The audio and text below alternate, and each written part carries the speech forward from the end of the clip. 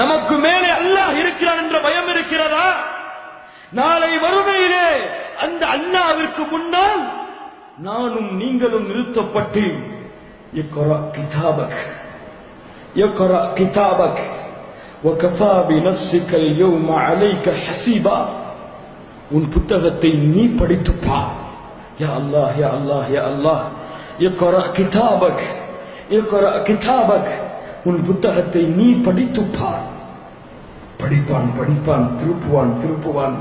அங்கே செய்த பாவங்கள், தனிமையிலே செய்த பாவங்கள், கூட்டங்களாக செய்த பாவங்கள், யாருக்கும் தெரியாமல் செய்த பாவங்கள், மறைத்து விட்டேன் என்று நினைத்துக் கொண்டிருந்த பாவங்கள் எல்லாம் அவன் படித்துக் கொண்டே இருப்பான்.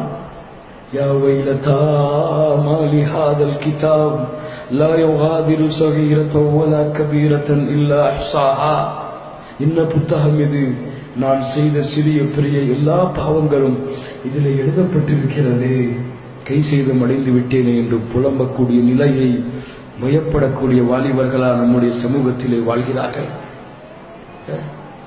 நான் ஒரு அந்நிய பெண்ணிடத்திலே பேசினால் அந்த பேச்சுக்களின் புத்தகத்திலே எழுதப்பட்டு நாளை வறுமையிலே ஹராமான நிலையிலே நரகத்தின் சொத்துகள் என்று வாசிக்கப்படுமே.